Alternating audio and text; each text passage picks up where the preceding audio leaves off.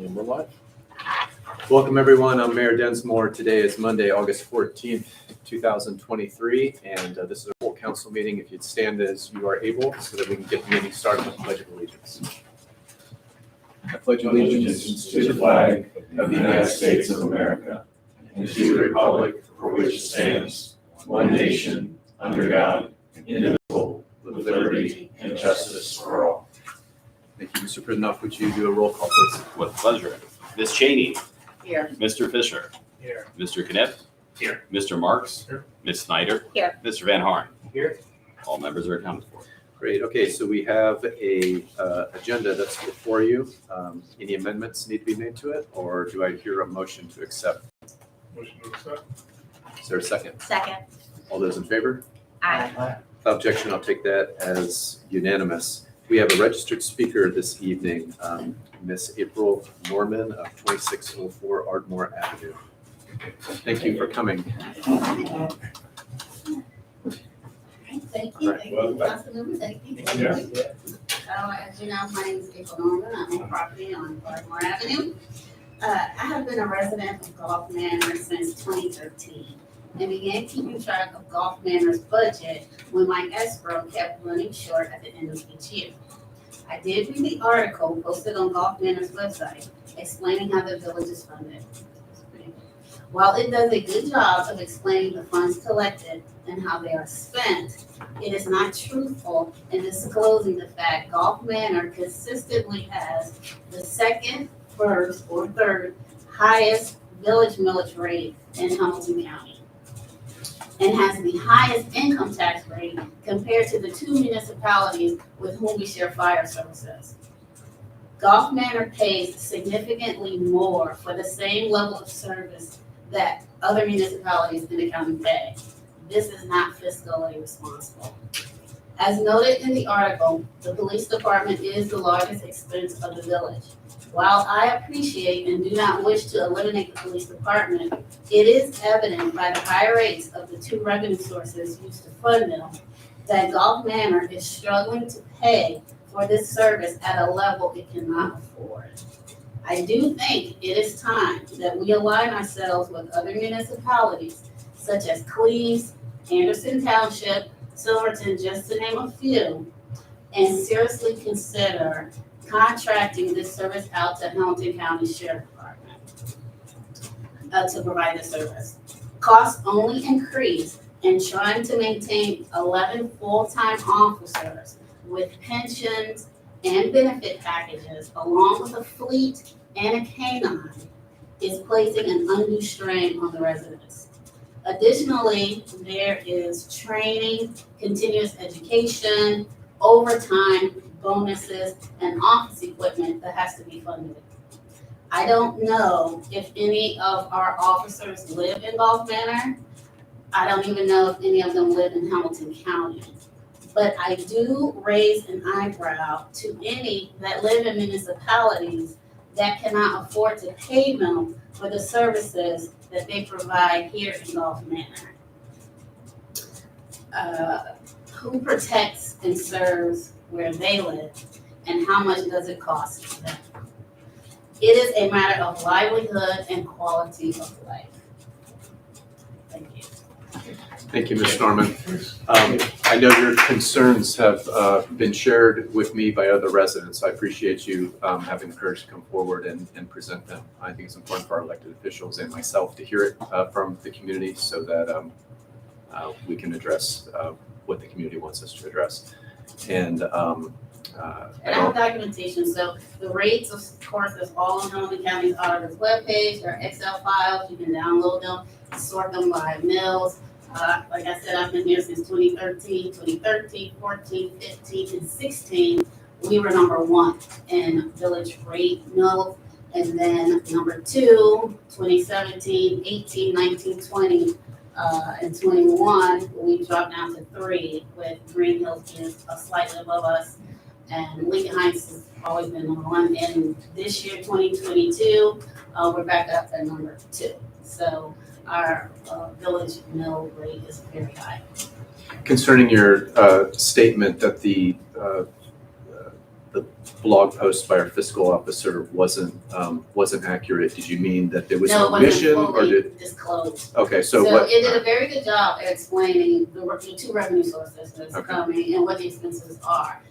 It wasn't, Wasn't inaccurate, it just wasn't full. inaccurate, it Okay. just wasn't complete. All right. It just wasn't Clarification. So could I, just for my own reference, can I ask what was if you could repeat, what was the piece that was incomplete so that I could? It just didn't improve say in that our future? millage rate was the highest, is one of the highest, we're in the top 3 consistently.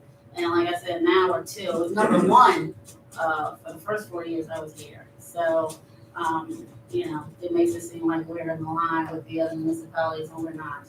Would you mind sharing the source you had for that? I was looking for something similar. Yeah, sure. And I was not able to- This is Okay, for that'd be this helpful. year, but I did mine all the way back to, when I started living here, 2013. But they're all on Holland County's webpage.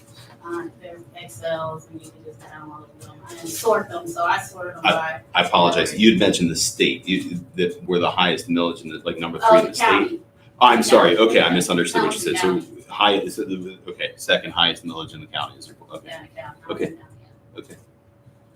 Thank you. Thank you again. Any other comments, questions for Ms. Norman? Thank you again, The Ms. millage rate and the effective. The millage rate and the millage rate, because the effective rate, we don't have a school district, for instance, Cincinnati School District, which is not the highest school district in the county. Everybody likes to blame the school system, but technically Cincinnati really is kind of underfunded.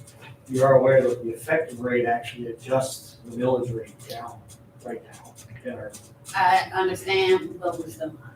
I mean, it doesn't start out, it's still, our millage rate, most of the time it's offset, well, you add them all up across, so you have the school district, the townships and stuff, and when you have our village mill, it is the highest. Effectively, we're still up there in number 3 and 2 also, so we're still high. Thank you again, Ms. Norman. Thank you. Thank you. Okay, so we have minutes to be approved from our July 31st meeting. Has everyone had an opportunity to look at those? Any amendments that need to be made to those minutes? If not, motion to approve those minutes. Motion approved. Sorry. All those in favor? Aye.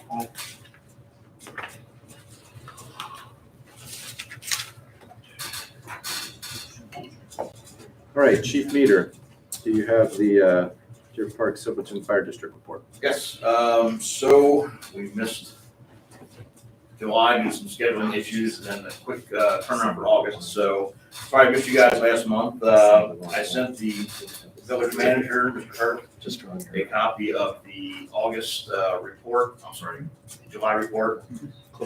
And then also I included with him, and I assume he's distributing this all to you, is the semi-annual report, the meter report that we do. I do this every year for our district. This year I kind of lumped in my August report as well, because again, there's some quick turnaround time with our meetings back at the home front. So really nothing jumps out as extremely unusual in terms of the number of calls we're making to your community or the types of calls we're seeing in your community. EMS is still really driving the business. It's been that way across the county now for a number of years, so 80% of our calls for every community is EMS. A significant note, and we spoke with Councilman Marcus about this several times, we are still endeavoring to get our equipment updated. We're waiting on an ambulance from Horton. We're at the mercy of the Ford Motor Company and their production of chassis. As soon as that comes in, that will then get on the production line, and we should have that within a few months of the delivery of the chassis. In the meantime, I'm going to we have a board meeting tomorrow night, and I'm going to recommend to them that we push our order up for our next ambulance into January of 2024. As it stands now, that probably wouldn't be delivered to us until about 26 months later, so it'll be spring of 26. So in the meantime, we are continuing to maintain the fleet as best we can. We've run into a couple snags here and there, getting parts for easy fixes, an airbag to lift the back end suspension, being one, it took 3 weeks to get one in, a very common part, but they're hard to come by. The other ones, we're working with some, our regular mechanics to sort out some issues that have cropped up, some steering issues, some regeneration issues with the diesel filtration system that's supposed to help cut down on pollution. We're not the only department seeing that, so we are always endeavoring to try to keep things going. In the meantime, though, other departments have stepped up and allowed us to borrow their ambulances if one of theirs were, when one of ours is down. And also the mutual aid system that we have within Hamilton County is very strong. When we're out because of mechanical or even on a run, they cover us and we do the same for them. So it's worked out pretty seamlessly. And even at the bottom line, if we can't get an ambulance to you right away because of the shop issues, transport's getting there from another community and we are sending our first responders down, either our pickup truck or our plan. So we're still getting out the door to get people service. It's just going to look a little different until we get some repairs and supply chains straightened out. We do have 2 new names we're going to submit for full-time fire medic positions at tomorrow night's meeting. They have current experience with other fire departments, so they should be able to hit the ground running for us. Our department is much like everyone else in the county. It's been difficult to keep the qualified people on board. Right now, the job market is such that if you're a fire paramedic, you can go wherever you want for greener pastures. And so we're seeing people get stolen from us, and we in turn steal from somebody else. And it's a kind of a vicious cycle, but until we get some more paramedics in the pipeline, it's going to be that way for a little while. The good news is Great Oaks is supposed to be on schedule to open up a paramedic program, I believe by 2025, and their schooling will be based out of Jewish Hospital in Kenwood. So we're hoping that opens up the pipeline and we can get some more qualified applicants that way. That's a long time away. It is. Unfortunately, what we have right now is Cincinnati State here locally, and then you have to start heading out to Kentucky or Butler County, Claremont County, for some of the other schools. That's the only one in town now is unfortunately Cincinnati State. So they do a good job, but they just can't get enough people through the system. Amazing. Other than that, like I said, we're continuing to try to be involved in not just your community, but all of our communities. I've had some nice conversations with Mr. Hirth off site here. It seems that things are going well between us and the community, and we want to keep it that way as much as we can do to make sure that we show our support for you. I can say that we felt support from your community. We've gotten many positive calls and feedback on runs, so I'm really proud of where this has gone, and I look forward to continuing with it. Does the council or mayor or manager have any specific questions I could answer this time? I've been asked about the response times. I know that that's been in your reports. Can you show us? Is it Yeah, so on it here? would be So if on- someone's looking at this for the first time, how do Sure. they find it? They would be on that one right there. At the very end, I list every month the Golf Manor runs, where they are, what the nature of them is, what time they came in. Obviously, we don't reveal any kind of personal information that could identify a particular person. But if you scroll back up to where just up, right there. Right there. Right Sorry. there. You see Now, that? whoa. Look for the red and Yeah, you see the red and blue box. red and blue box right there. Right there. There you go. So any of your residents who see this in the report, we run I run a 180-day rolling average on what it takes for us to get out the door. That's sometimes called the shoot time, CHUTE, like a trough. Sometimes it's called response time. I think that sometimes gets confused with our overall response time. But for our district over the last 180 days, as you can see, for EMS, and these are specific to Gulf Manor, are 1 minute and 10 seconds for fire and 1 minute and 10 seconds for EMS. That's the amount of time it takes from the time the bells ring and notify us of the detail to the time we're marking up on the radio that we're en route. We strive to be around that 1 minute mark, give or take. Depends on sometimes the situation, what's going on. These numbers are very reflective of what we have in Deer Park and Silverton as well. So as a whole, we are responding to the runs quickly. As I've talked about with some of the council members and some of the general public as well, I know that geographically we are where we are compared to the heart of Gulf Manor. I can't control the weather, I can't control traffic, but I can control how fast we can get off the floor and into our vehicles and head in your direction. So this is a number that we keep track of. We talk to our crews about it, and we expect them to be this quick all the time. So that's one place that we can really kind of harp on, making sure we get out the door quickly.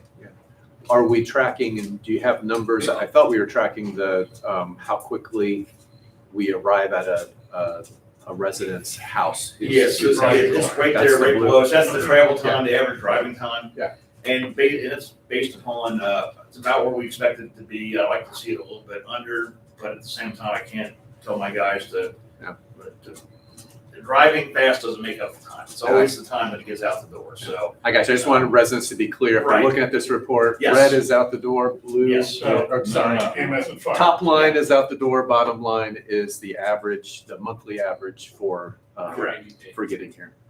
Yeah, so we run that over 180 days, just so I get a fair representation. Yeah. Some days, sometimes these numbers skew every now and again, we'll catch a run here while we're already on running golf Manor, and our out the door time is instant. So those do average themselves out over Yeah. time, so we do try to, make sure that we're giving a fair representation, not selecting the data that makes us look good. So Yeah. it's a report that I run every month for both you and for the other members of the fire district. We've never been asked to report to them because we're so centrally located in Deer Park and Silverton.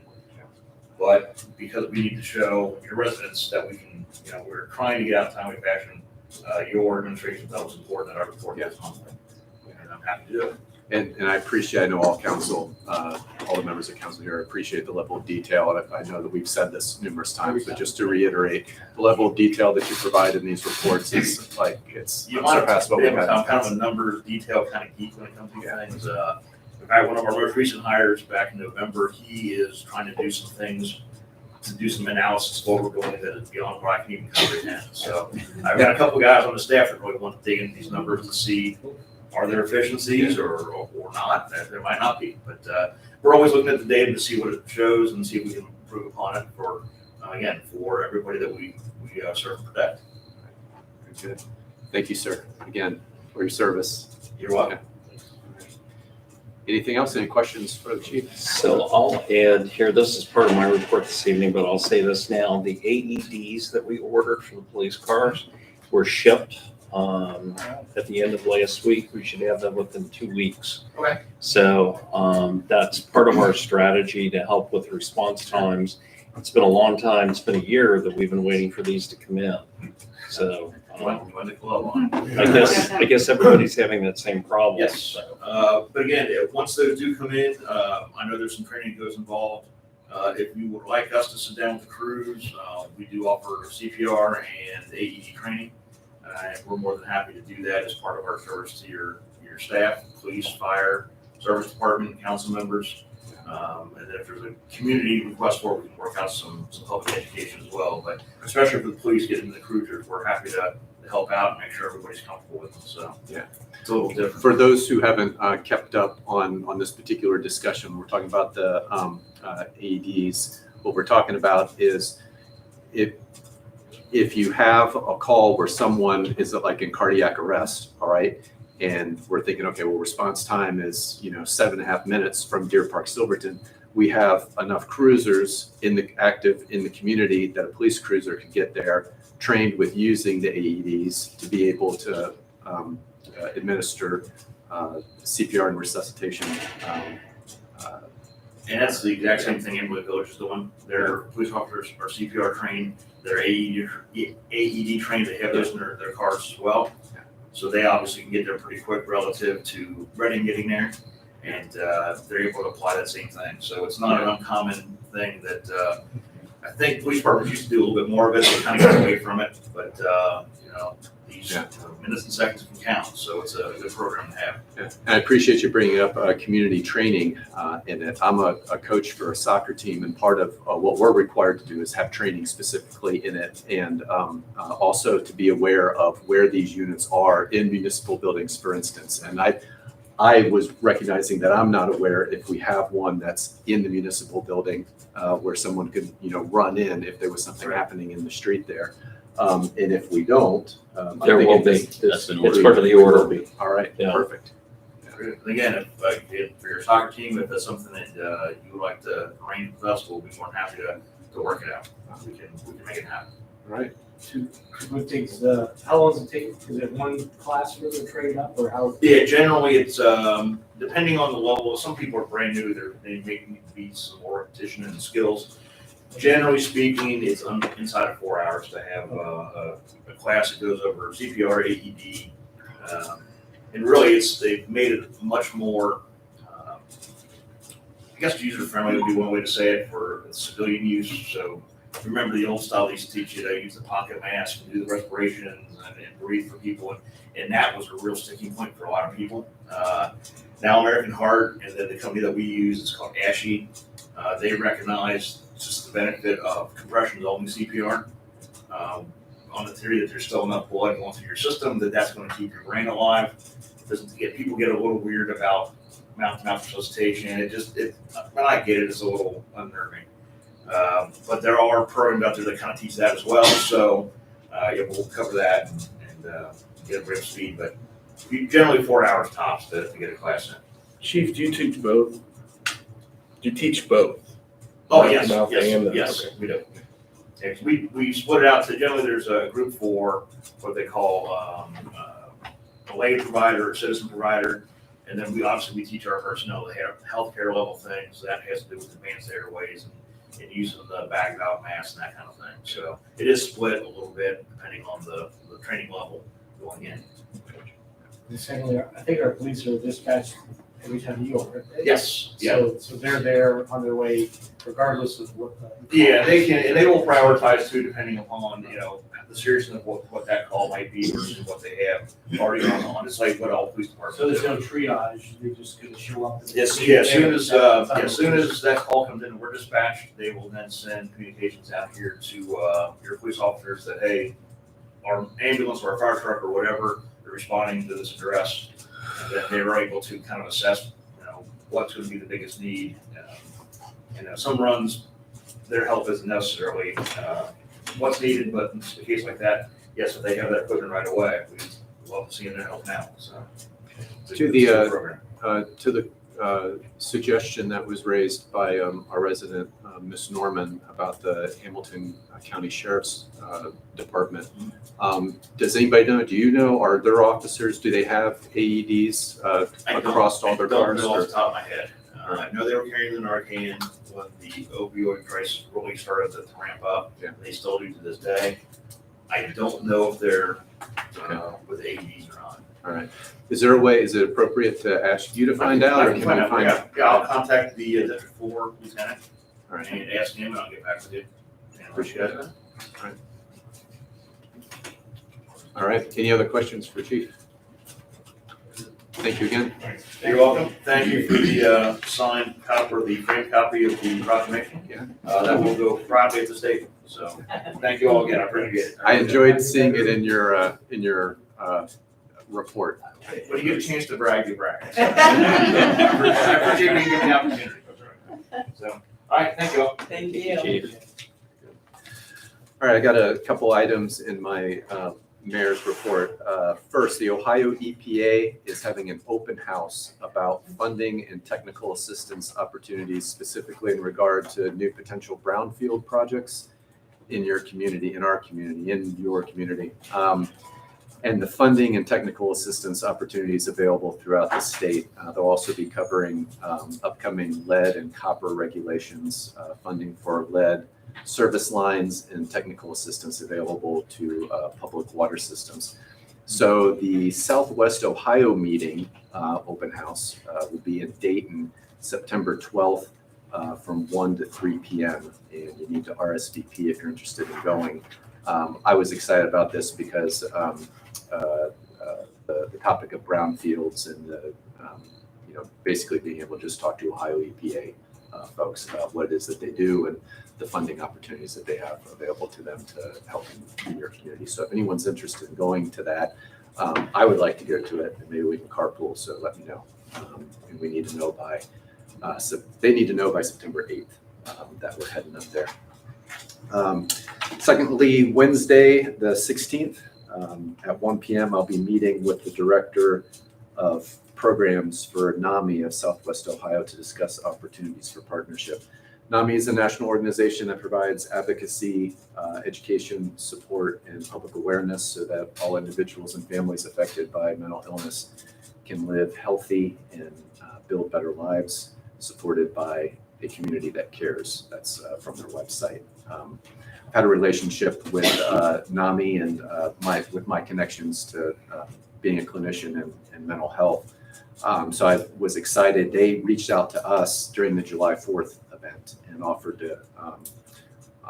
up some community programs at no cost that would be available to the village. So what that would look like is, they can either set up a tent someplace and come and or use the municipal building to get some education stuff about mental illness. There's 2 specific programs that they have, again, no cost to us for them to do. One is called In Our Own Voice, and then the other is Ending the Silence. Ending the Silence one is recommended for teenagers and parents of teenagers and staff working with teenagers. And the In Your Own Voice, it basically addresses stereotypes that people have about mental health conditions. And I've got all the information they gave me about those 2 programs here if anyone wants to take a look at them. So I'm going to be meeting with them this Wednesday, talk about opportunities that we may be able to have with them. I'll be reviewing that with the administration as to move forward with that. If any of you are interested in that and would like to participate in making that happen, certainly let me know.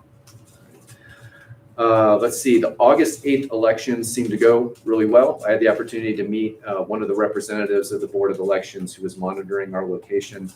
I mentioned what a competitive race we have coming up in November and asked if we might host a QA for candidates about what they can and can't do, where they can and can't stand in the parking lot, etc.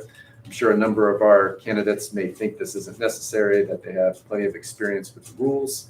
Nonetheless, I think it's important to ensure the best we can that everyone is on the same page. So keep you updated with the representatives when the representatives can do a visit and a presentation on that kind of stuff. That would be open to all residents. I also have a printout of the rules as defined in the Ohio Revised Code if anyone wants to study it before the meeting, to pretend like you know everything, which I will be doing. The second round of the Mayor's Tree Program is officially in play. I announced the 13 successful applications at our previous council meeting and reached out to each one of those last week, thanking them for their commitment to the care of these trees and promoting climate resiliency in the village with more shade for your homes and the surrounding public sidewalks and streets. The second round works just like the first, but the winners may be more likely determined by lottery depending on the amount of remaining funds. So as I've asked before, please help spread the word about that. We have free trees available for Gulf Manor residents through a Duke Energy Foundation grant. And if you know of anyone interested in that, we're still accepting applications. And I believe that is the final note is about update on strategic plan stuff. So as we had said in previous meetings, let me see here, we received on November 9th, McBride and Dale gave us a summary of our working session from October 6th that the Village Council had, where we talked about what our vision was for the next 10, 15 years of the village, what we wanted to see in place. And in that time, since that time, so that was 2001, of course we had COVID and everything that happened. But in that time, we passed, I believe it was back in March, is that correct? The 8 areas of focus for our strategic plan. And what I've asked the council members to do is if they have pet projects that they would like to incorporate into that strategic plan, into those, place them where they belong within those 8 areas, to send those to Councilman Fisher, who volunteered to be the point person to be receiving all those. And the deadline for getting those to Mr. Fisher is, I wrote it down here, August Thursday, 17th. the 17th? Is that right? Thursday, August 17th. I know a handful of, presuming everyone has had an opportunity to submit their ideas to Mr. Fisher, and that is the deadline. So that our next council meeting, we can vote up or down on that strategic plan with those projects incorporated into it. The idea is if you see a project that you don't like on there, we can vote it up or down and go through the entire strategic plan that way. Presuming that that's not going to take hours and hours and hours to do, because it's as it has been described by legal counsel, it's a 5,000-foot look at what your pet project is. All right, what you're interested in seeing have done in the village over the next 10 to 15 years. So it doesn't have to go into a lot of detail about it. So there shouldn't be a lot of debate. It's just, is this a good idea, something we should be looking at or not? So that's where that stands. And if there are no questions, I will. Can I make a request? It might make it easier for Mr. Fisher if that one page with the 8 points on it sent out to everybody. It makes it easier for me to know where to look at, and I'll fill it in, and then he gets it all kind of in a similar format. Because I wasn't at the meeting of the one that was passed, Okay. so I'm sure it's in the notes, but I actually haven't really seen that one before I submitted. Right. Is that fair to? Yeah, I can ask administration, can we? So this is, this is the last document that includes the mission statement. So I think there was a motion, or there's a request from Mr. Marks to pass this out along with the May, I think it was the May document, the one that was actually in the packets. I think it's actually the March. So let's see, and maybe Send I, both of those documents, make sure they're it's worded. very possible It's- they are it's- in here. So they'll be sent as Word documents. Yeah, so there will be two, it's the one that was posted in the packet. Okay. It'll take me a while. Very good, sufficient? Makes it easier, and Yeah. I'll make sure it's clear what I have to put it in. All right, very good. Mr. Hurth, administration. Thank you. Couple of things. On the road project front, we still continues. I've been informed that there are some deep repairs that they still need to make around some of the drainage areas. Once that is complete, the final top coat of asphalt will be done, and then the details will be taken care of. In addition to that, the infrastructure improvements going to continue here at the municipal building. We're expecting the entryway and the new crosswalk to be completed by probably the end of August. The entire Weehee project is not supposed to be complete until the end of September, so at this point in time, they're still on track. With Elbrook, the curb replacement is supposed to start any day now. They got rained out one day last week. Hopefully we'll see that happen this week. That particular project's not supposed to be done until the end of October, but that should move a lot more quickly because there's not as much deep repair work that needs to be done on that street. I sent out to everyone the Lasanaville traffic study. I resent it to Ms. Cheney today. What I would like you to do, and I requested this in my email, is to take a look at it. Schedule a time or to talk either in person or by phone with me. Mr. Marks is the only one I've heard from at this point. So I'd like to talk about some of the recommendations that they've made, and the time of this is timely because we're getting ready to start the planning for the Weehee and Elbrook intersection project. And some of those improvements that the road engineer is recommending can be incorporated into that specific project. The other thing that I asked the road engineer to do is we had a meeting last week regarding our next five-year plan, is to get a handle on our bus stops and gathering areas along Weehee and Lasanaville Avenue so we can start planning improvements to those areas into any funding that we request. What we believe in talking with the engineer is that anything that we do cosmetically or structurally on Saniville probably will qualify for funding through the sort of round four. I was thinking round, the word R, through round four sort of funding, which would be in 2025. So we are, even though we just did Saniville less than 10 years ago, we're having a lot of problems with catch basins and various drainage pipes and things collapsing because those were not fixed when the road was done. So we're trying to have a plan, and I believe that there will be other grant sources that we can partner with the sort of funding to be able to get a larger scale project done. And then some of the other things that we foresee as being the final result of WEHE, we can incorporate into that. Let's see what else here.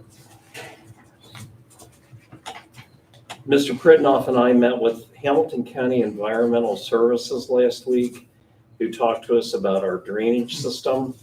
Another discussion that we had, which again is timely, is regarding the drainage problems that we have south of Canterbury Piper into the older part of the neighborhood, which would include Hamel, Mayflower, Elbrook, and who am I missing? Graceland. There are some improvements that can be made. There is a joint stormwater, rainwater pipe that runs through the Stover Avenue cul-de-sac area. And if we are planning on doing any major construction back in that area, now's the time to plan that project. So we're submitting that as a project that we're asking them for support and engineering on to see if there are improvements that could be made, which would help the entire neighborhood before we do any major construction down in that area. Let's see, celebration event is less than a month away. Concert is from 6 to 8 p.m. with the Second Wind Band. There will be a DJ starting at 5 o'clock. We have been able to secure Kona Ice to be a vendor at that event. In addition, Captain Reed has worked diligently to try and figure out the fireworks problem. It's a problem now because there is a building in the old flea market property where we used to shoot the fireworks from. So there really is not a safe place to shoot fireworks from when you have a lot of people in the park. Captain Reed was able to secure a drone show for us that will take place at the conclusion of the concert that night, which is being presented by Arthur Rossi. So it's the same people who did the fireworks from last year. So this was a real catch for us to be able to do this, and it's a good thing. Finally, I will note that I've recently talked with Chief Campbell. We are expecting that he will be back likely after Labor Day, and I'll have an announcement on that as soon as I hear specifically from him. But it's good news, he's recovering well, and we're looking forward to his return. So, and unfortunately, Captain Reed is not here this evening. He is on vacation, and Lieutenant Forrest is working the road because we're short right now because of vacations. So unfortunately, there's no one from the PD here this evening. That is my report. Very good. Any questions for Mr. Hurt? I just want to extend an idea that anything we do to thank Officer Reed for his work while he has been in this position. I know he's been busy and there's been a lot, and anything we can do. First, I want to say thanks. He's not here, but I don't know what else, but anything we can extend to him to say thank you and for his work. So. Yeah. It's been excellent at filling the gap. And been a huge gap without Chief Campbell. And secondly, if I may, at the last meeting, I read through the minutes, Mr. Hurt had made a request on ideas for the app. So I just put an open poll out on Facebook. I thought a quick review what I've heard back. There was 53 votes for, they would want upcoming news and events for calendar and notifications. 44 votes for leaf collection schedule and notifications. 50 votes, I believe, for police notifications of news and local happenings or tips. 33 votes for street closings or repairs. 8 votes for new neighbors to welcome with their permission, of course. 13 votes for a way to notify police of unlawful behavior. And 6 votes for the elections and polling place info and reminders. And I'll submit a copy of this. Yeah, I was going to suggest maybe you meet directly with Ron, schedule something to go over it. Yeah, and I would mention, I asked each of you to give me feedback, and I have only heard from Mr. Fisher at this point, and from Ms. Cheney. Heard from me. So, well, yeah, we just talked Well, here. this is my feedback. So, okay. And it's just there, we know that there is a problem with Android at the moment. They're working on that. So, who has Android? I haven't noticed it. Was it just recently? Maybe just your phone. Yeah. I had one thing after, I forget what it is now. I think Yeah. I used it yesterday. So for clarification, this is a soft launch, right? Correct. As far- Yeah, Yeah. so this is just This kinda is getting the just feedback. working out the bugs and making sure everything connects. I have some other feedback for you all. Okay. We'll schedule time to talk. All right, Mr. Pridnoff, do you have a fiscal? Yeah, so I'm gonna run through it really quickly again, just for the record. So for the month of July fiscal year 23, the village had a combined bank balance of $2.8 million. Just north of that amount, just north of $1 million can be found in the village's primary checking account, while the balance resides in several village dedicated funds. The village generated $113,000 just north of that in general fund income tax receipts. RETA collections were significantly higher in July this year than the previous year. For the year, the village has collected $636,727.91 in general fund income tax receipts. This is just under 9% higher than July of fiscal year 22. There was no change to property tax in July. We're expecting to see the second biannual disbursement of real estate taxes from Hamilton County in August. The village received $153,268.33 in general fund receipts. That number is $60,000 more than July of fiscal year 22. Again, I apologize. I'm just for the brevity. I'm just giving the estimated numbers. As mentioned last month, historically, both June and July are slower months for the DA program, which did not see any receipts for July. But as I announced in finance earlier today, finally some receipts came in the month of August. That'll be reported next month. That being said, the village projects receipts of approximately $172,000 for the year for that program. The STAR fund for the month has earned just under $7,000, totaling just over $33,000 for the year. Additionally, $500,000 of the reserve has been put into a Fifth Third savings account, earning 3.6% interest, which should provide an additional $18,000 in annual interest earnings. Again, sounds small compared to the STAR fund, but that is money that we can literally transfer from one account to the other and have immediate access to and still have that 3.6%. Whereas although the STAR fund is fantastic and very easy to get the money, that could take a day or two for that money to be wired over. So just for having a balance in our general fund account that we can access pretty much at any time, it's critical to have that access. So that's why we're taking a reduced interest receipt on that. Top 5 pays for the month were payroll, DPS, Andrew Fetter, which is the shade sale, and Rumpke, as well as Ohio Police and Fire. The total village general fund appropriation spent for the month was in the amount of $172,399 exactly. The figure is $35,767.17 less than July of fiscal year 22. The village had 24 outstanding payments totaling just above $60,000, and the village administration will continue to monitor appropriation spend and make any adjustments deemed necessary. Can I have a motion to accept, second, and then any discussion? Motion to accept. Is there a second? Second. All right. Any questions for the fiscal officer about the report? I have one question. I posed this when the STAR fund was first put in place, the former administrator or assistant administrator. And I asked him, what are the restrictions, if any, on the interest that we get from STAR fund?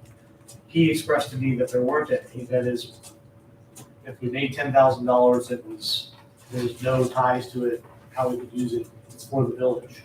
And then I've since heard that maybe if we've taken it out of the general fund that was attached to certain appropriations, that we have to put it back at the same rate for each one. And so I'm still haven't really heard an answer as to how that money is allowed to be used on the interest. So I was it's just asking for clarification. yeah, no problem. So Or it's not confirmation. it's not based on appropriations. It's based on the tax budget. It's based on receipts. Okay. So currently, all of the money that we have sits in a fund based on where it came from. So if it came from the street levy, if it came from the fire levy, it's not going to come from. If it came from the general fund, it came from the police levy. So all of those are calculated in our accounting software based on what the percentage was of our general fund account throughout the month. The interest at the end of the month is then calculated through the bank, and we get a lump sum. I plug that lump sum back into our accounting software, which distributes it based on the percentage of where the money came from. So for instance, money which was raised for the road fund, interest earned on that has to go back to the road fund. That's not eligible to be spent from the general fund. So that's how that is allocated. And then at the end of the year, there will be I'll be able to give you a full report of what every fund received based on that interest. But Okay. being that the vast majority of that money actually is road funds, so a good amount of that interest goes back into the road fund. Okay. I thought it important only because I know we had talked about it, and I thought, oh, we're gonna have this interest-bearing extra revenue, but actually, and then how we're gonna spend it, but actually it's Well, sort that's- of already decided because it's going back into those tax budget accounts. It's true to a certain degree. Again, anything that goes back to the general fund. So the general fund has about $1 million in reserve, which is a few months of expenses. So those few considered a prudent reserve is somewhere between 3 and 6 months. So all of that is receiving interest and will be able to be appropriated for 24. Okay, that's, Yeah. thank you. Yeah, Now I got absolutely. clarification on that works, I appreciate it.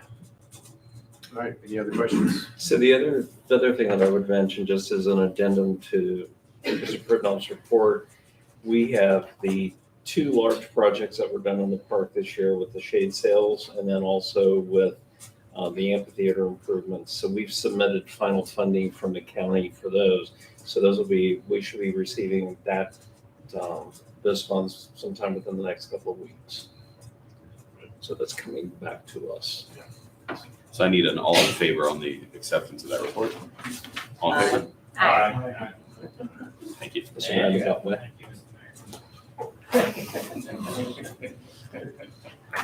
I need to sign that, is that correct? This one. No, this is the court report. No, that's my report. There's nothing for the Court county. report. I don't need to. It's not going to be because there's no one from police department. It's just a voice vote. No, Oh, do we do That's- this anyway? yeah, we're gonna Oh, read the okay. court report anyway. No, what I was asking is for for what they all said, I too, did I need to sign it? No, that's No, just, we okay. need a voice vote to accept the Okay. finance All report. right, very good. So again, thank you for the service of Acting Chief Captain Reed and for his service during this time, and to Lieutenant Forrest, who couldn't be here. I've been presented with the mayor's court report to go ahead and present for your approval. And so the total amount to the city, $4,390. Total amount to the state, $911.50. And the total other was $28.50, for a total revenue being $5,330 for our current period. Is there a motion to accept the mayor's court report? Motion to accept the mayor's court report. Is there a second? Second. All those in favor? Aye. Without objection, I'll take that as unanimous. Thank you.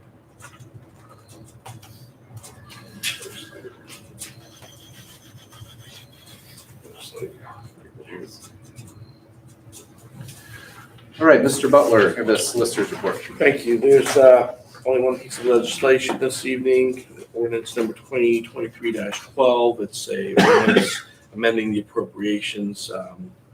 It regards the purchase of 6512 Weehee, which I know was approved at the last meeting, so we need to move some money in order to complete the purchase.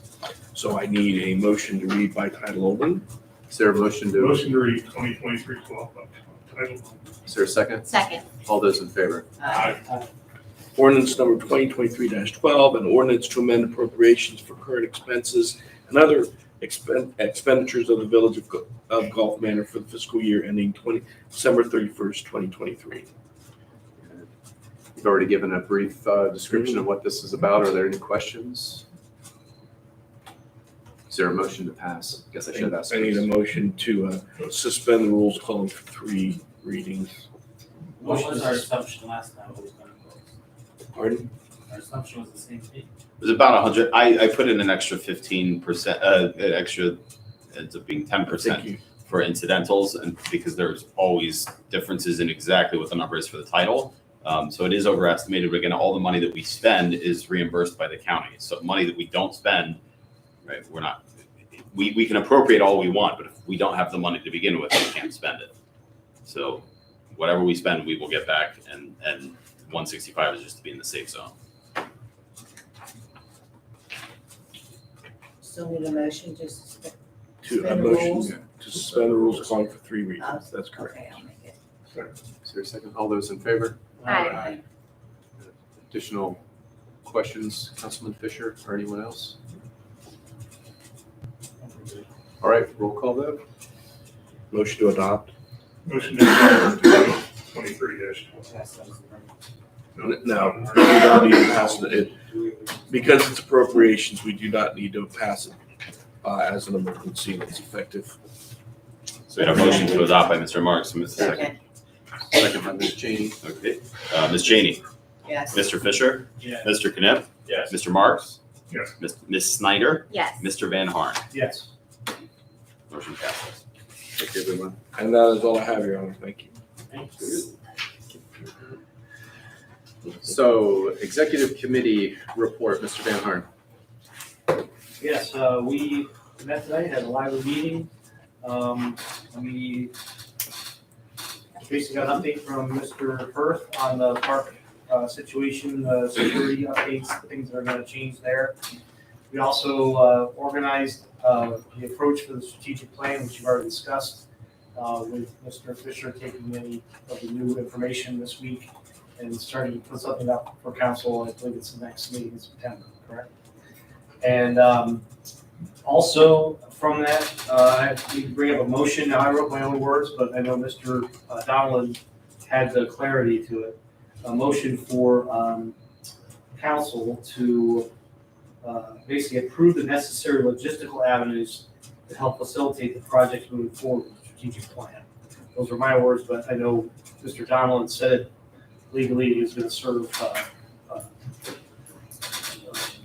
REA with that. So I hope that's appropriate. So the motion's on the table. I believe all members of council were here for the legal counsel's description of what that motion was. Could you expand on that a little bit more? I realize that they were all here, but not everybody, Right, not everybody's observing the meeting tonight. right. So I think, was it all an executive? Not, No, it was an no, executive no. session. The description Hold of on. what the motion is before council was not. Basically, The motion couldn't have been executive. Right. No, right. Basically, in our executive session, No, hold on. You No, don't, no, you don't talk about what happened in the executive session. Allow me, all right. So the motion that executive committee made to what they agreed on was to bring to council this idea that the administration would pursue development of the plan of redevelopment North Wee redevelopment project and the Right. Stover residential and project. the Stover residential project. correct. And that that plan would then be presented to council for blessing, or was already? We're asking for council's approval to move forward. Right, on those two projects. On redevelopment projects, not named. Right, So pursuing the development of the plan for commercial and residential blighted properties in the village is, I think, how we refer to That's why it. you call Terry. That's, No, well, it's written down. Terry's gonna send me the specifics that will end up going into the minutes of how it was, how he had said it. But suffice it to say, that's All right. more legalese than I could get. Does anybody have any questions? And if not, are we ready to make a motion on, or have a vote on that? The motion's been made. Yes. Now we Is there a need a second? Second. All it's right, probably a motion to move forward on development efforts for, Correct. for what the village. Okay, thank you. Yes. For the village. That was- Sidebar to explain it? No, if you want to go into an executive session now, we could, if we're talking about purchase of real estate. now, Is that what we're talking about? No, I think we're good. We're looking for a second, if anyone. Second. One second, all right. So all in favor? I, Good. Aye. Without That was- objection, I'll take it as unanimous. Could Mr. Hirth restate the motion? Go ahead. So what I'm hearing is it's a motion to explore development efforts for the village, Yes. That's correct. period. That's it. Better than Sarah's. Much shorter. Yeah, much shorter. Concise. Yeah. I like it. I asked him to write it down. I foresaw this happening. He had fancy words. He used Latin. All right. Anything else, Mr. Van Harn? End of report. All right, very good. Planning Commission, next scheduled Planning Commission meeting is scheduled for Monday, October 2nd at 6:30 PM pending any business. I understand that there was or was that a zoning commission meeting that was? Planning Commission. It was planning last week? Yes. We had a meeting where the resident on Englewood requested to install a 6-foot fence around her entire property in the rear of the house. Was gonna be within 12 inches of the property line all the way around the house, which is of course against the rules for the fencing. So her request was first denied by Mr. Putoff. She came to the planning commission, we explained some details about the fence would need to be moved in from the sidewalk into her property by 3 feet. And or if she wanted to take 6 feet, she would need a decorative top on the fence along St. Albans. So the resident's gonna go back and take a look at what she would like to do. So at this point, so the request for a 6-foot fence completely around the rear of the property was denied. Denied. Okay. But it was approved if it was 3 feet away from She the, moves 3 feet in or goes with a 4-foot fence or at least on the St. Albans side, or she puts a decorative topping on it 3 feet in. So she was given So a pathway to the- acceptance. So it was approved with the exception that it be moved in and have the decorative. That's correct. Yes. All right. So that's where we stand. And as far as the feedback from residents, so just for those who don't know what this process involves, is sending a letter out to all the residents in that area, letting them know what the neighboring residents, all the neighboring properties, what the plan is. Did we hear back any objections from anybody? Okay. All right. Very good. Anything else? Nope, that's it. All right. Community engagement. I see Mr. Bussey is here. Hey, Yeah. hey, Ryan. Hello. How you doing? Good. Want to read my report to you. There's nothing to report for the Parks Committee, as there hasn't been a meeting since the last report that was given to council at the last meeting. But the next Parks meeting is scheduled for August 24th at 6 PM, and it's in council chambers. I know that was a discussion. We like to do it here because of the internet connectivity. Also, sometimes the weather doesn't always cooperate, so it's best to do it in this room. Community engagement did meet last week, and we discussed the possibility of a farmer's market at Volunteer Park. It was noted there's been one before in our village, and that our code may even make a mention of a farmer's market, so we're gonna look into what the code says first. yeah, we did that a long time ago. There's some pretty specific controls over farmers markets. We actually have to make an application to the state. It's not a big deal to get approved. There's controls over what can be sold there. You might want to give me a call and we can kind of talk about So it. cool. So the other thing I would mention too is that's also an initiative of We Thrive. So We Thrive does the Reading Farmers Market, so we may want to loop in with Casey and her group. We may have some best practices that have already been hammered out.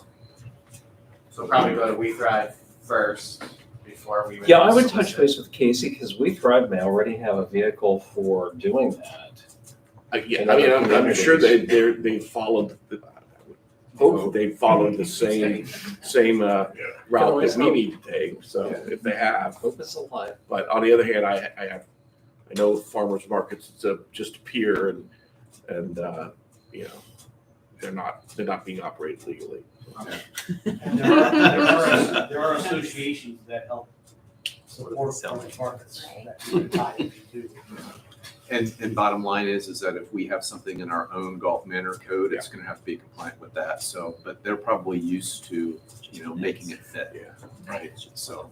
That was years ago, but I do believe I wrote a section that's in the code about the farmers market.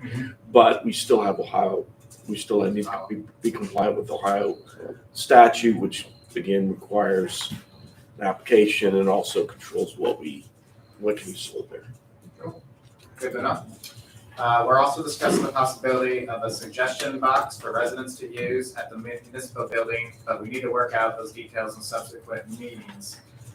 In the meantime, I'm going to be personally installing a locked mailbox on my little library to receive the physical park surveys that are included in the upcoming newsletter that will be distributed later this month and into September. The mailbox at my little library, not to be confused with the suggestion box, is going to be simply called a drop box. So that, because there could be a suggestion box in the future, so we don't want to confuse residents and which one's which and was this So I'm going to call it a drop box for the surveys that are going to go out. Hopefully we'll receive lots of those. That's it for that report. I was sad that I missed the last meeting. I did want to address quickly Mr. Van Harn's curiosity how content is created for the newsletter and edited for it. The current process consists of first seeing what the administration finds necessary. So for example, this edition, Mr. Hurst stated like a lease schedule should go out and a mention of an upcoming village app was to be included, was recommended. After we figured out what the administration wants, next my wife and I include village-sponsored events and other free events organized for our village residents intended to create well-being and community, such as yoga in the park that's hosted by We Thrive, a partnered organization within our community. Next, we look into any correspondence from committees needing to go out to every village resident. For this edition, a park survey was included as the Parks Committee recommended it. I think going forward, other committees, can recommend, they need some correspondence to go out. They can look at the newsletter to do something like that. Then after a list of topics are generated, the full list is presented to the Community Engagement Committee for review and input, which was done. And it's been done the last every meeting since we talked about the newsletter. And so that's sort of what the process is right now. It's a work in progress. Open to any feedback and suggestions to help improve the newsletter. It's certainly a work in progress. When giving your suggestions, please be mindful of the limited physical space of the newsletter. It is just a one-page front and back. We will try to stick to that. Mr. Van Harn has suggested in each newsletter where space allows, maybe feature some kind of fun fact about Gulf Manor. We hope to incorporate this idea into future newsletters as it's likely to build community and pride among residents, which is pretty much the whole intent of the newsletter, is to build the community. That's all I'll say about that for now, unless there's any questions or comments from you all. Mr. Hurth was kind enough to hand me chapter 939, which governs our farmers market. Oh, cool. So you might want to Nice. just take Yeah, that. check it out. Thank you. That's got everything you need. And Gulf then Manor. it also references the ordinance. Past that, there were rules established under that ordinance. So yeah. Cool. Hey. So the next meeting, next scheduled meeting for community engagement is September 19th at 9:30 a.m. In council chambers in this room. That concludes my report. Thank you, Mr. I'll Leslie. still call you. I did not get an opportunity to speak to you directly about this, so, but I presented it in our previous council meeting that Findlay Market reached out to me specifically about their SNAP program. So it's free delivery from Findlay Market if you're a SNAP EBT recipient. They wanted to specifically work with us to get the word out to our residents about that, and they're providing us with materials to do that. So getting about 100 postcards that we can put into the little libraries throughout the community. Then also materials that we can put into like digital newsletters and stuff to help get the word out, as well as a number of flyers that we can keep here in the municipal building for people to help get the word out about that. And that information on that's also available on the Findlay Market website. Correct. Is there like a timeline on that? Like, that'd be something like we could include. in the It's not newsletter a limited time offer. It may be a limited funding offer. It's being sponsored by Friends of Findlay Market, and that's not their official name. Just might be able to look it up here on this piece of paper. Yes. So as long as that good agency continues to provide money for the free delivery, then it will continue. I think some of the limitations when I talk to people down there to be people available to make the deliveries. Right. That's Okay. like any other staffing and volunteers. Yeah, but they're very happy to be able to do that. Right. But thank you. And if there's nothing else, we'll move on to the next report, which is education. Ms. Cheney. Anything? PRN LSDMC meets on September 13th for our first meeting this year. I don't know if you've heard or not, but CPS board member Carolyn Jones is retiring the end of this year, so her spot is going to be open and available when somebody runs. There's also two others that are up too for reelection. I can't remember the third. So Eve Bolton's one of them. Bus transportation, you've probably heard in the news that Metro's now going to take the 9 through 12th graders to school. They had problems with that last year. And then the yellow bus service is going to serve K through 8th. The school board also changed some hours for starting times and ending times so they could have a better transportation available to all the kids. That's all I have, except I heard that Woodward has a new counselor this year to help with attendance and graduation. Okay. And that's it. Awesome. Thank you for your report. I know when we had someone from the Metro here earlier in the year, or was that last year? They had said that there was some sensitivity around the phrasing of whether Metro buses are taking the students. It's more of a statement from CPS that they will not be, or they are unable to provide transportation. So those students will need to take public transportation. They're not in the business of transporting students, and it's not. So they're just saying it's public transportation. Anybody can take it. Mr. Pridnoff, Mr. Fisher, do you have a nonprofit report? The other individual with the fancy hat. I'm sorry. Yes, tonight we went through the. Oh, sorry. I said nonprofit, you didn't hear me, so no nonprofit report. Okay. Finance committee report, please. Finance committee met tonight. We went through the package review for July of 23 that got passed earlier. And we did mention that we are working on a raise for our employees that will come next meeting. All right. It's a very brief meeting, like a 9-minute meeting. I heard somebody 10 minutes exactly. Yes. So thank you. Any questions for Mr. Fisher about the finance committee report? I have any quick thing under new business. Quick thing under new business from the administration. So, the celebration event is a good opportunity for us to try and offer adult beverages. And in working with Mr. Donaldson, I don't know if Mr. Donaldson spoke with you or not. We're looking at applying for our own license to sell beer at that event.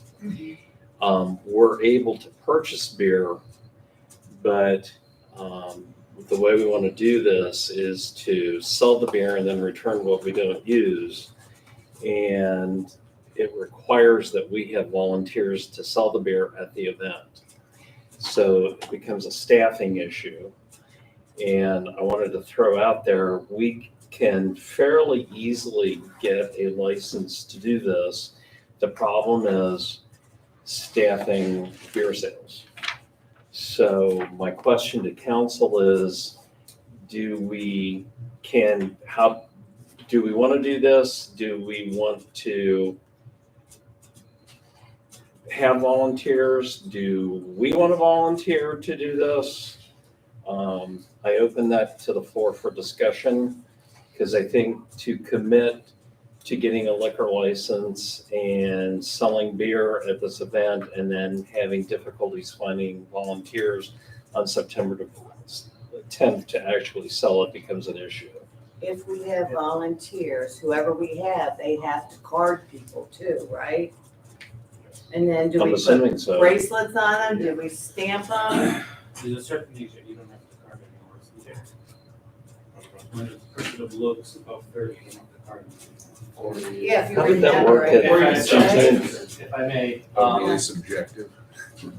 the way, just to rephrase, to get the license or the permit to sell alcohol as a nonprofit, which we are, the way that works is the brewer or whoever supplier, to make that work, they're not allowed to be the ones to serve. So that's why we have to have volunteers. That's how that works. So they can bring it, they can support you, like if the guy's always there with the truck or whatever, they can be there, but volunteers or whatever have to be the ones to physically do it. What we did was, and actually, we never had more than, I mean, I guess it depends on the people, but one or two people at a table that took IDs and put the bracelets on. It was sort of separate or near the beer. That's, one way to do it. But usually they do something else too, like maybe they're passing out stuff or whatever, so it can be double duty. And then the beer sales themselves, I don't think we ever had more than two. There was more people hanging around, but two people can handle a lot of people. So would you do a credit card or cash sales? Credit card or cash sales. That's another whole Uh-huh. I know it is. problem, and we don't have credit card capability. It's not hard to get, but Yeah. you're gonna have to do a credit card. We Mr. did the square. How many people we did last year? Always run the best. Second. What So you that guys did last becomes year, a what happened? financial issue. Go Golf Manor Yeah, is the not, track sales. basically couldn't afford the That's easy. insurance anymore. I can do so they were not available. No, you're talking about the credit card part. Oh, the square, Oh, I'm sorry.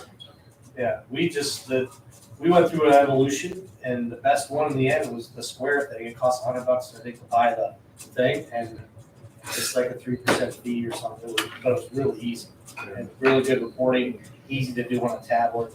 Yeah. It's not that difficult. A question for administration, how many volunteers are you thinking? Do you have that sorted yet? I don't have a clue. If I How had to long's the guess, event? I'd say 10. How long is the event? It's only 2 hours. Oh, it's So 3 it's, hours. Oh, it's 3 hours now? it would run from 5 to 7. And 5 to 7 or 5 to, I thought it was 16.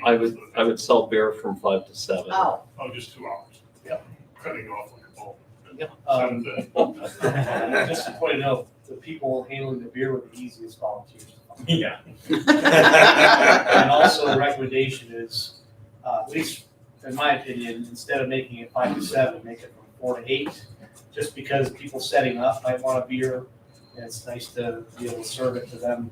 And So- just kind of bookend it, or maybe 4:30 and Eight thirty, Yeah. just kind of give a little cushion, so you're not so tied to that. So You can still publicly, it would be between the shorter hours, but But for the helpers, but the they permit, would, yeah, the permit would have give a it. little bookend. And so long as we don't lose our helpers, not falling down in the time to serve. That could be interesting.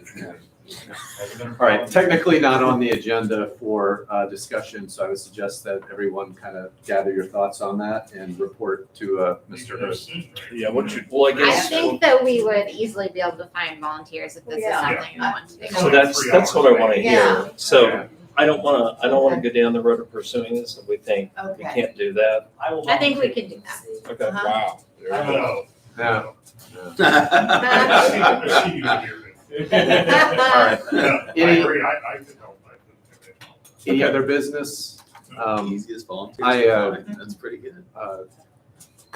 Councilman Knipp has asked me to have the time to make a statement. So that's short. Thank you. Forgive me, I kind of put something together. We've all worked together a very long time, and I have a lot of respect for you guys, and I kind of thought I owed you guys deserve kind of an explanation. I've kind of put something together, and it's good, it's not bad. But I just wanted to kind of give you guys some information, because I know some people were curious. I'm going to kind of read from what I wrote here. As most of you are likely aware, last week I met with Hamilton County Board of Elections and let them know that I had decided not to pursue a third term for Gulf Manor Council after all. I had been debating this for some time now, and recently I had some very positive progress recently to help me firm up this decision for a new path. So I thought I would give a few brief remarks to explain, a few remarks of explanation in that regard. As all of us have known and worked with each other on the village's behalf for many years, and I have tremendous amount of respect for each of you, and especially the efforts that you guys have made for the betterment of our community. Many of you are aware of my professional real estate and business background, and over 25 years of owning my own home here in the community, I've come across many attractive opportunities to live and or work well outside of Gulf Manor. But they never struck me, they never struck quite the right chord, because I always felt firmly planted here. I've enjoyed very much living here and have been truly blessed to be given the opportunity to serve this community on council and many of its committees. I was even privileged to organize and help organize several of the holiday and social events in the village with both village administration, Gulf Manor's own community nonprofit, Go Gulf Manor, as well as the Juneteenth organizers both this year and last. So the decision was not easy in the slightest, but it did become more apparent that with any growing and thriving endeavor, new seeds must be sown, both here and in a new field. And through my life here, I hope that I'm becoming that seed that will someday bear fruit. So thank you, my friends, my neighbors, council members, and staff. Thank you. It has not been easy, but it's been good. So with cautious optimism, I'm moving towards my next steps on some incredibly positive and likely life-changing opportunities. I've been working towards these for over a year and a half, and now that several important goals on this path were achieved, I have realized this will soon begin to require tremendous focus and presence.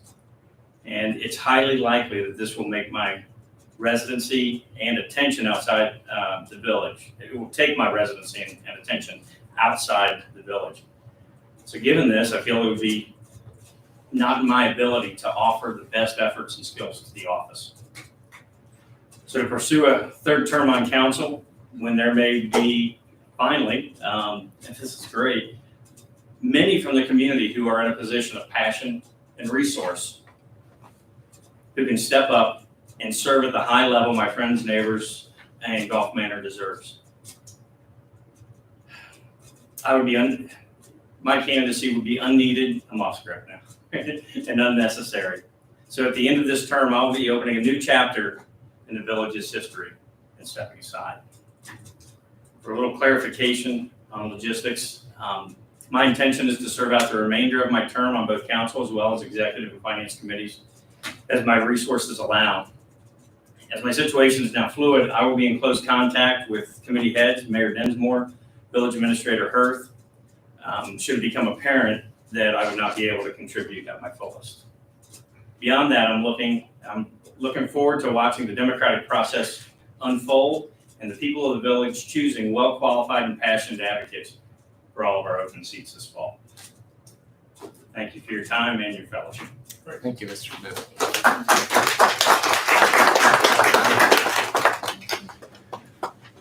Okay, with that, do we have a motion? Motion to adjourn. With the next meeting. Oh, yes, I Sorry. apologize. That's on me. Sorry. So our next council meeting will be, is this correct, September? September 11th, 2023. I know it's already August. I thought we had a second one in August for some reason. So we have an executive committee meeting at 5:30 p.m. on September 11th, followed by the finance committee meeting at 6:30 p.m., full council at 7:30 p.m. And when is the next community engagement? I believe August 24th. August 24th. Is that wrong? Okay. Is that Tuesday? August 24th is a Thursday. 19th? August Is that the 6 p.m. meeting? Tuesday, September 19th at 9:30. Okay, so we have a Parks Committee meeting on August 24th.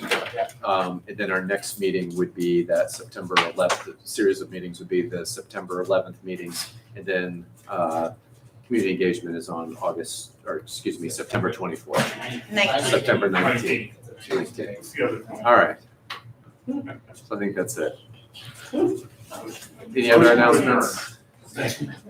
All right, any other announcements? Presuming no. Been a motion. And we have the motions, so everyone in favor? Without objection, I'll take that as unanimous. Thank you, everyone, for your service. Oh, good evening, good night, Mayor, good night, Ron.